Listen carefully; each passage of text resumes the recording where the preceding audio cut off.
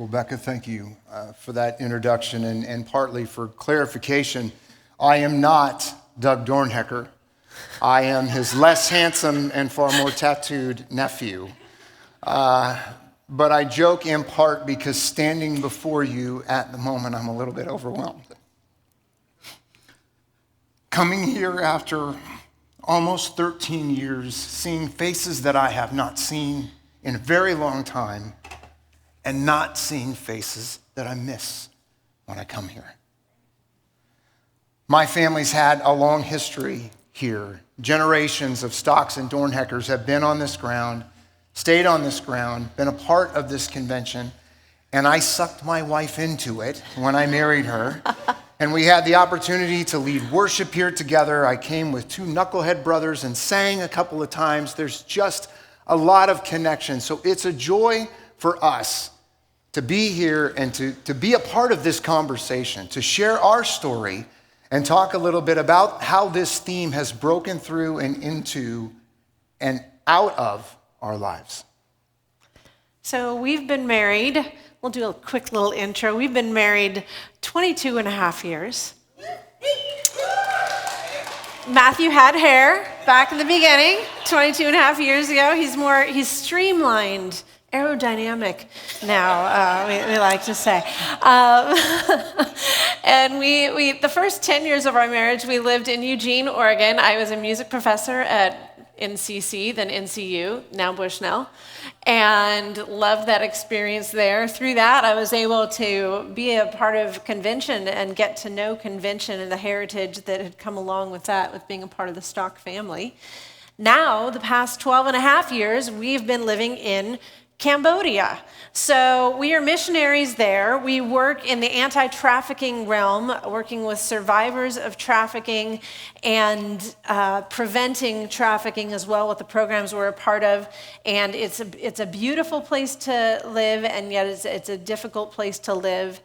We're enjoying the week here at Turner with all the trees. We're also enjoying the traffic getting to Turner because it just doesn't exist like what we're used to on a day-to-day basis. So welcome to our Tuesday afternoon or Thursday morning or Sunday on the way to church if we leave too late. The first 5 years of our work, our missionary work in Cambodia, we worked at a training center, a hospitality center for women who they were survivors of trafficking. And so we had about 50 to 60 women go through that training program and graduate, and they went on to make beautiful cakes and cupcakes, and they had barista skills, and the work they did was absolutely incredible, and it was an honor to be able to walk alongside them. One of the major goals of the work that we have always done is to equip. Are you seeing? Nathan, can you go back? Yeah, one shot. Is to equip Cambodian leaders for positions of leadership. And after we left Bloom, we were the country directors of Cambodia's largest anti-trafficking organization, 450 staff, 12 programs that dealt with the issue from a holistic approach, prevention, trying to stop things before they happened. There's a photo here of an actual rescue, so we were a part of that. Restoration homes where girls could receive the physical, emotional, and spiritual healing that they needed in order to move into finally reintegration where they could work a safe job like Bloom and be able to care for their families and children. And after COVID, some transitions, I think a lot of people went through transitions. We left that organization, and we'll share that story some more, but have moved into, again, mentorship and equipping of Cambodian leaders for leadership, for ministry, and I also focus a great deal in the mental health realm, teaching those that work directly with survivors the skills that they need in order to be able to do the work that they feel is the calling in their life. And I get to work with women who are in leadership positions of about 12 different anti-trafficking groups. I work on mentoring them. I get to lead worship in the Cambodian language with them, which was really fun to learn. And I get to walk through difficult situations and help them connect needs and resources in the ministry that we're doing there. But what we want to do is we want to talk to you about this theme of only Jesus. only is such a simple word. It's not easy. It means our focus and our attention is on one particular thing. It's existing in the moment and it's being present with what is in front of us. Distractions tell us a lie. Distractions tell us that we can spread our attention out on multiple things. We can still retain that same quality or impact while spreading out that attention. And in the middle of all of this, we're living in a world of distractions. It can be so difficult to pay attention to only one thing, and these distractions are continually trying to draw away our attention. And I know this because I'm the queen of the moments, the squirrel moments in the middle of a conversation. I'm not saying a word. He can vouch for me. But this week we're going to examine what it is of how we can be present with Jesus in the moment, whether that can be now, whether that's during the day, whether that's longer term. When we leave here, we want to focus on how do we keep our attention singularly on Jesus while navigating a world full of distractions. And speaking of distractions, here we are. We've all come from some place in order to be here. We had to get camp set up. We got to make sure the fridge is full. We got to do all the things to make sure all the stuff is ready. So we've got a life full of lots of responsibilities and things to take care of.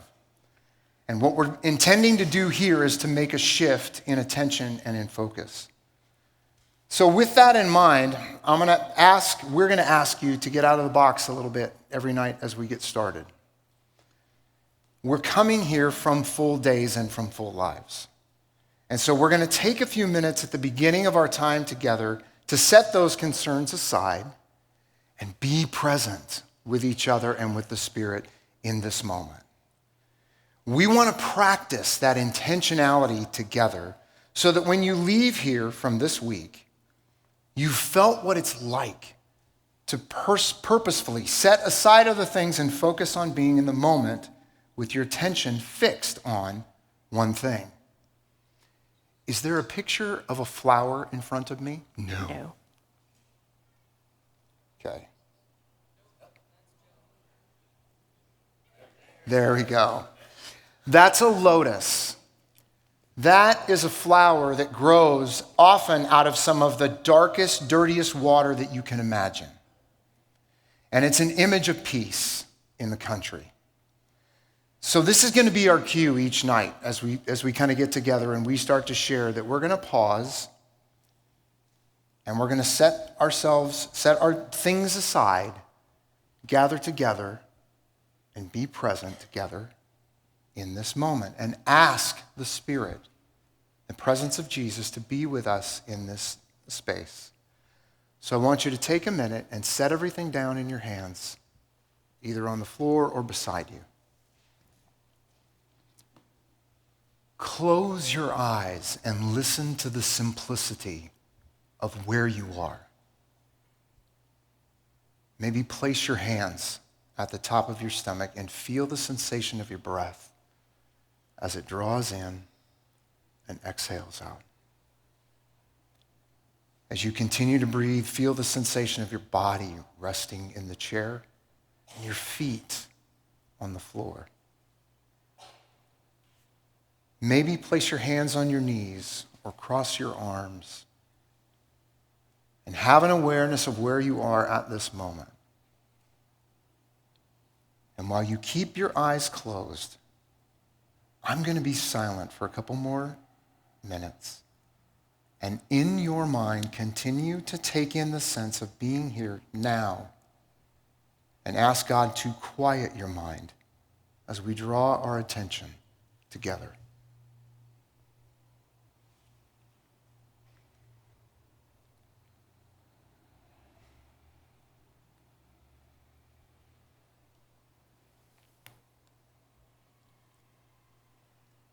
So how was that? What did you notice? What was drawing your attention away from being present? And it's important that I say, we're not asking these questions and doing these things together to make anybody feel bad. Because many of the things that clamor for our attention are actually very good things. But These are important issues that we have to deal with in our lives. But as Christians, they are significantly more manageable and navigable if we make the space and take the time for the Spirit to live and to breathe within us and through them. This term distraction that we're exploring, this is the one that has kind of more of a negative connotation. These are the uninvited interrupters to our spirit, to our presence. These are things like the pull of technology or entertainment, TV or phones, the anxious feelings or thoughts that we have, the invasive lists that we just can't seem to get past, or the tasks that just seem to pile up, the overwhelming personal schedules and agendas that we have to keep up with. And I don't know about you, but even speaking through those things caused my heart rate to raise a little bit. So stay with me, if you will. So many times our inability to remain focused on just one thing is based on our belief that we are multitaskers. I'm preaching to the choir here. We falsely believe that we can put our focus on multiple things at the same time and engage those multiple things effectively. We believe that we can do so much and that we can be instantly available and we can be instantly responsive to every person that messages us and every person that needs us. And we put our trust in our own efficiency and proficiency with multiple things at once. But research is clear that this idea is a complete lie. Studies from the American Psychological Association cite that multitasking reduces productivity and it increases errors by an average of 40%. According to a study at UC Irvine, it takes an average of 23 minutes and 15 seconds to refocus after a distraction. The same study goes on to highlight that those who multitask frequently get worse at it the more they do it. I really didn't want to hear that one. Cognitive control, like our own attention, decreases and it becomes harder to filter and control our attention.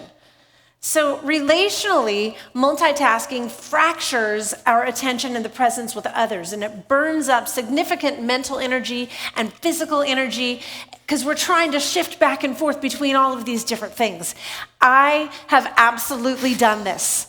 I think I'm listening to my husband while I'm on my phone messaging another important message, and all of a sudden there's silence, and I look up and I'm like, oh, I totally missed that, honey.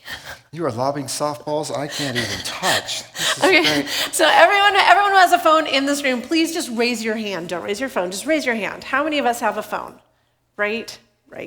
So you can put your hand down. Our modern world has more immediate distractions than existed 20 years ago, 30 years ago, 40 years ago. And according to one study, the average person gets 192 communication type notifications on their phone daily. That's approximately one notification every 5 minutes. So if that's 6 notifications per person in this room while we're speaking for 30 minutes, that's putting us past like 1,500 notifications in this room in the next 30 minutes. That's crazy. Are we in pursuit of being so busy and so driven to help others and respond to others that we're not stopping to help ourselves and evaluate the position that we are in first with the Lord and our relationship with the Lord?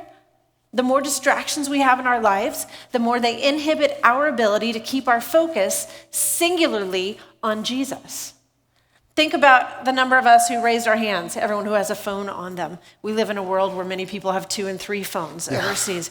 Not to mention, even if you don't have one, if you're sitting in a room with a person who has a phone, that still has an impact on your ability to be singularly focused with them.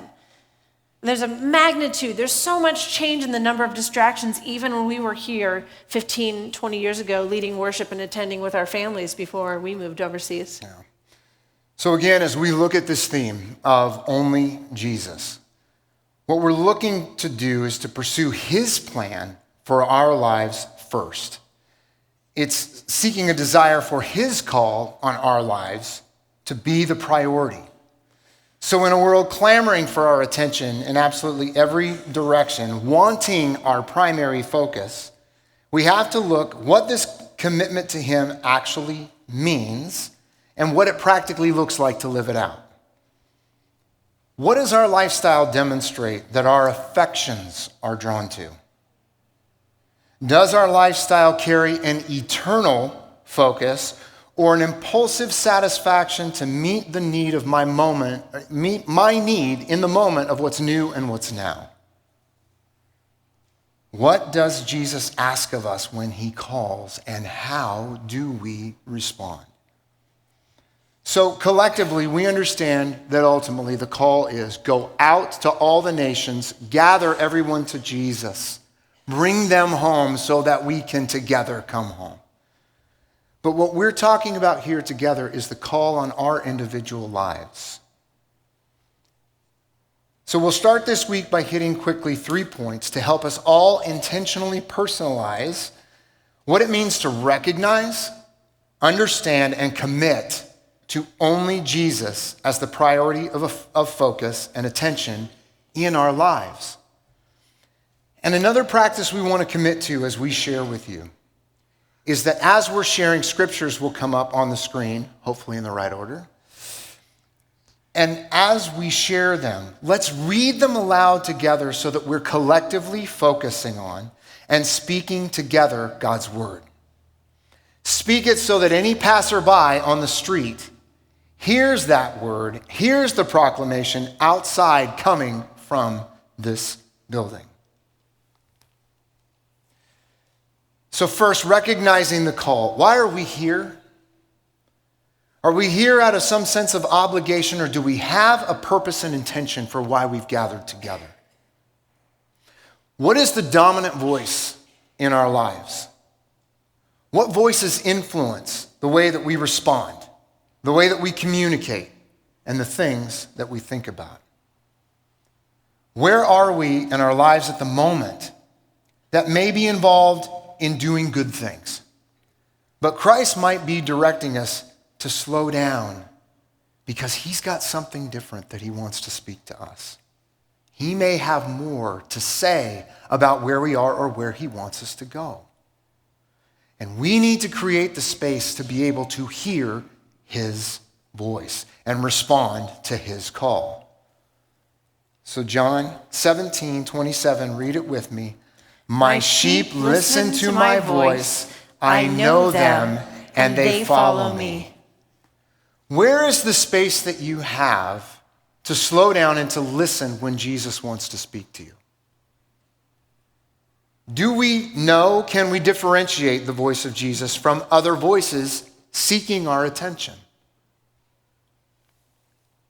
Matthew 16:24, again, read it with me.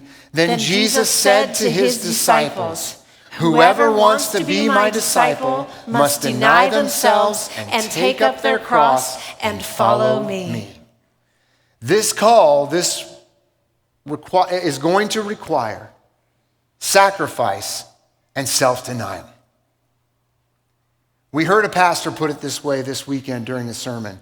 Jesus is a disruptor. When we invite him into our lives, he comes in and moves the furniture around. And the fleshly battle that we encounter is he's trying to show us how to live in this new arrangement, but we want to put everything back to where we know and what we're comfortable with. So these two verses together emphasize this idea of hearing and knowing his voice and responding to the truth of who he is, which will break the stories that we tell ourselves. Are we hearing his voice? And how are we differentiating those voices, his voice, from the others that are clamoring for our attention so that we know him intimately? And when we first felt called to go to Cambodia, there were lots of voices clamoring in our ears.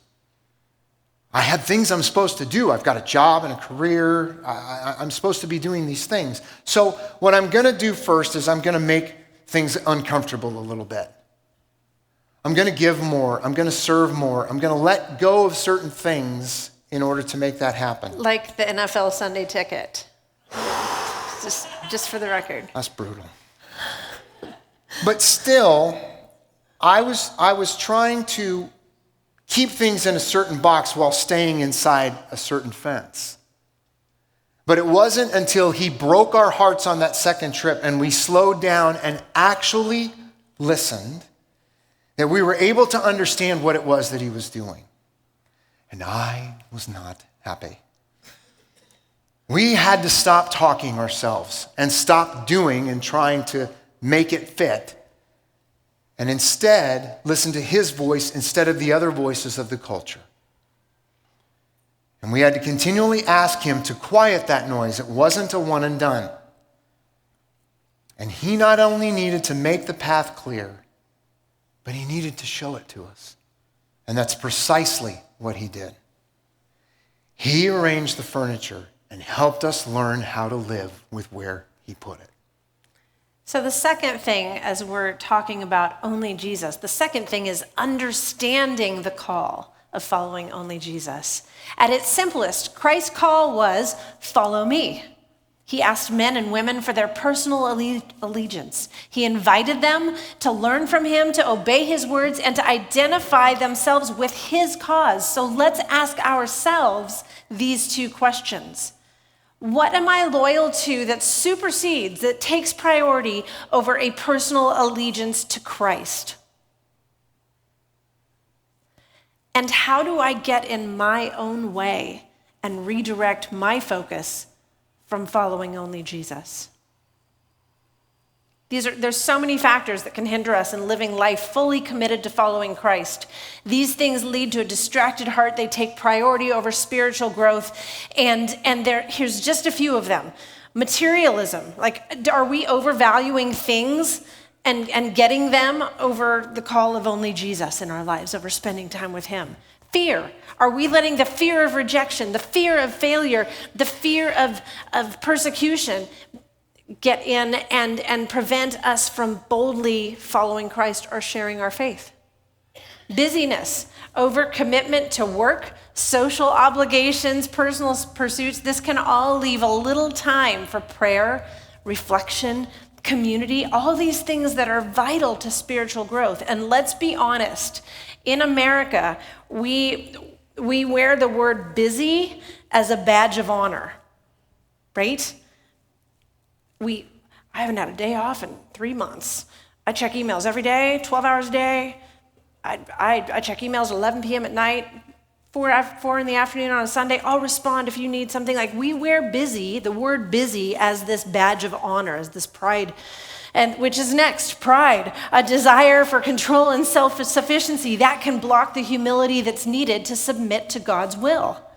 Sin and temptation, ongoing struggles with sin, those will cause doubt, those will cause guilt, and those will make it difficult to fully embrace Christ's grace and live in obedience to him.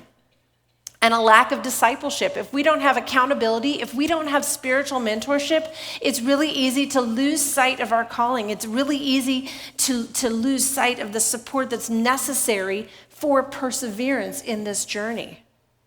Let's read together. Matthew 11, 29 through 30.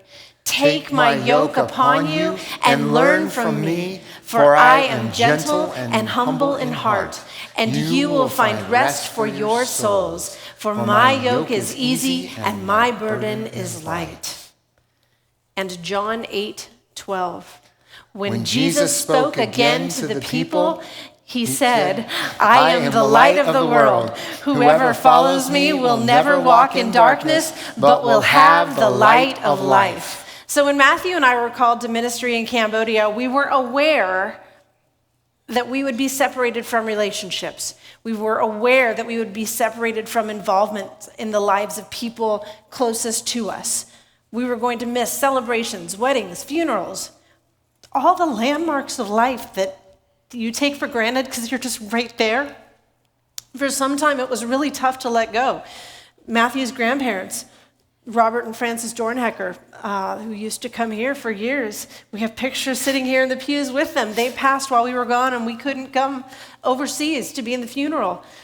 His other grandma, Frances Stock, she passed away. And as we continued to look back at what we were missing out on, we grieved deeply. But But eventually God's grace moved and we got settled in. He shifted our vision forward instead of focusing on the things that we had left behind, because we have noticed that it's really easy for our joy to be robbed when we focus on what we don't have or what we're missing out on. So God brought rest and sweetness in a way that we never could have anticipated and we never could have created for ourselves. So in opening up to where God was leading, we experienced new connections. We walked through life with beautiful relationships He had formed for us in Cambodia through celebrations and weddings and funerals. And He brought such a sweet comfort to carry the yoke He called us to, and He showed us the beautiful life of light that He had created for us. And lastly, committing to the call of only Jesus. This is embracing the change to our identity, our livelihood, our priorities, and our opinions that will come when we make this commitment to Jesus as the singular source and focus of our life. Let's read together John 16:33. In this world you will have trouble, but take heart, I have overcome the world. And remember, Jesus was speaking these words in the middle of Roman oppression and occupation of Israel. Christians were being killed, and the cross was no mere symbol. It was the ultimate symbol of that oppression and shame. And so His using this example was a powerful, violent example of what these men were being called to do, the life that they were being called to step into. It was clearly going to be difficult to follow this man where he was asking them to go. But Jesus' words, right in the same sentence, offered hope amidst the suffering, reminding them that He, through the death on that awful symbol, will bring renewal and an eternal life that they could never imagine. And today, that is more applicable than I can even describe. And I don't think any of us have to look around much to realize that. Following Christ will mean facing challenges. But through faith in His triumph, we find peace to endure. His victory, again, on that terrible instrument of shame, gives hope to us who are willing to commit to that path. Okay, Matthew 19:21, yeah? Okay, Jesus answered, if you want to be perfect, go, sell your possessions and give to the poor, and you will have treasure in heaven. Then come, follow me. We have got to understand that we are in for a radical reorganization of priorities. We need to prioritize heavenly rewards over earthly gain because wealth and comfort are two of the biggest distractions to putting Jesus first and foremost. Are we willing to be obedient and quiet those voices telling us that our own comfort is the most important thing that we need to pay attention to? Philippians 3:8-9. Yeah? What is more, I consider everything a loss because of the surpassing worth of knowing Christ Jesus my Lord, for whose sake I have lost all things. I consider them garbage that I may gain Christ and be found in Him. Paul's commitment shows that following Jesus requires a willingness to view all other pursuits as a waste in comparison to Jesus. And Paul was a man who had every title, every position, all the education, everything that his culture, his people were telling him that were important. And the word translated here, garbage, is actually much, much stronger. And it's critical to understand that, but I'm not going to say it because my mother's in the room. I remember getting the letter that told us about the opportunity to move overseas and start this training center with Bloom. I was sitting in the Fred Meyer parking lot in Eugene. I just finished my workout and I'm reading through my emails, multitasking, and I was reading about this opportunity and I was so frustrated that we couldn't go because why could we? But I wanted to go so bad. And so I was instantly jealous of whomever was going to get to go and serve in Cambodia. And we came to realize that it was the things going on in our lives that were trying to distract us from God calling us into ministry there. And he's not doing that for everyone in this room. Don't worry, you don't all have to travel 18 hours back on a plane with us. But he does want you to hear his voice above the distractions that might be keeping you from committing to a life even more focused on only Jesus. We didn't fully understand, as we said, how that commitment would challenge us spiritually, mentally, physically, emotionally, and yet we have grown even closer to God through the challenges and the joys and the struggles that we have engaged with since we left for the mission field. Leaving our work, leaving our families, selling the stuff that we thought was really special and important to us, not understanding the impact of what we were giving up. This was all very difficult. And there were tears shed then, and now there's still tears shed now as we're reminded when we visit on these short trips back to America. We remember some of the things we missed, but most importantly, the people that we just missed doing life with together. But we didn't know the joys that we were going to experience together as a result of this decision to follow only Jesus, in our instance, to Cambodia. This was a joy that far outshines being uncomfortable or being isolated. We don't focus on what we've missed out. We try to intentionally focus on what we have gained, which are things that we could never imagine. So I want to share a really quick testimony, something that happened just this last March. The second week of March, I was up doing a project with a little school in a village that has a lot of trafficking happening in it. And we have partnered with this organization for years. And I was there a couple days in a row, and as I'm talking with one of the kids, he kept showing up. And I just said, "Hey, buddy, why aren't you in school?" And he's 12 years old. And he said, "Oh, I stopped school in the second grade because I take care of my younger siblings, and I do all the cooking and the cleaning at the household." He's 12. And I thought, okay, something's off here. I said, "So let's talk about getting you back into school, buddy." And he said, well, there's no word for buddy in Cambodia. I'm just saying that to you. But I said, let's talk about getting you back into school. And he said, "Oh, don't worry. I'm going in 2 weeks. I'm going next month to Thailand. There's a job there for me, and I'm going to make money for my family." And instantly my heart just sank because I knew that this was a case of trafficking that was about to happen. And I called Matthew as soon as I left there. I said, "We have to do something. What's the organization? Like, can we connect them with this place?" And so we did. And they came out and they did the visits. We go to America. So we had no idea. We gave it to God. And the first week of April, I woke up to this message on my phone.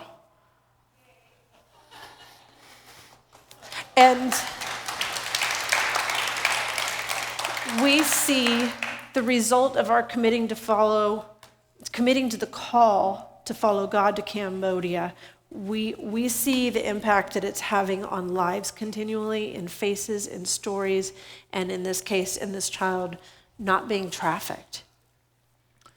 So as we close tonight, let's just be open, honest, vulnerable, and ready to explore this through the course of this week. What do we need to look at that keeps us from giving Jesus the rightful position, the top position in our lives? And some of these things are not going to be easy to explore. But if there's ever a safe place to do that, it's right here where we are tonight.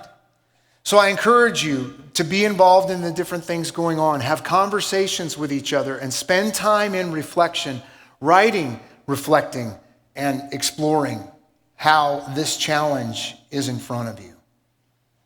So tonight, let's challenge ourselves as we leave with these two questions. Are we living in a way where we are focused on kingdom priorities, or how are we being interrupted away from his larger call on our lives? Oh, yeah? Okay. Secondly, what are the distractions that keep us from fully recognizing, understanding, and committing to the call of following Christ. Here's the moment where we have to be intentional. Understanding the call, again, as we shared this evening, involves recognizing that following Jesus requires self-denial, commitment, and pursuit of eternal life. The opportunity is here. Invite Jesus into this space this week.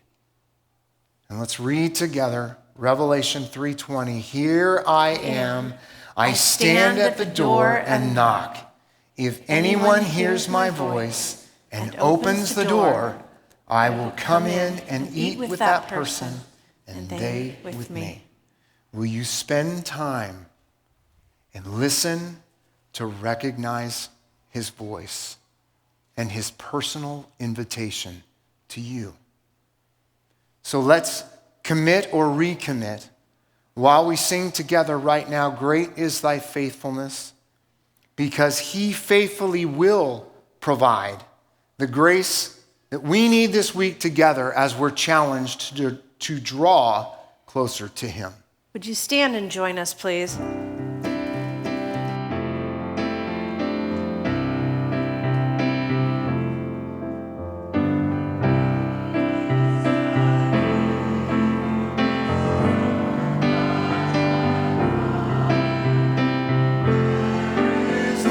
Shadow of turning with thee, thou changest not, thy compassions, they fail not.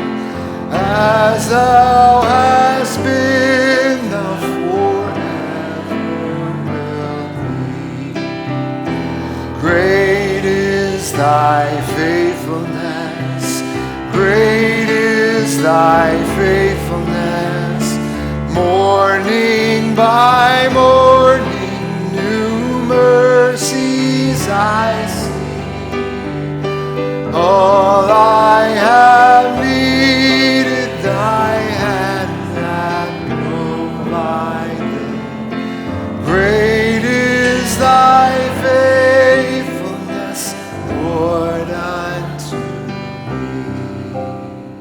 summer and winter and springtime and harvest, sun, moon, and stars in their courses above, join with all nature in manifold witness to thy great faith,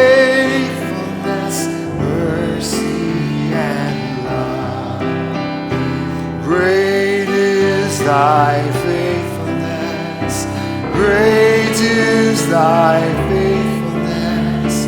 Morning by morning, new mercies I see. And all I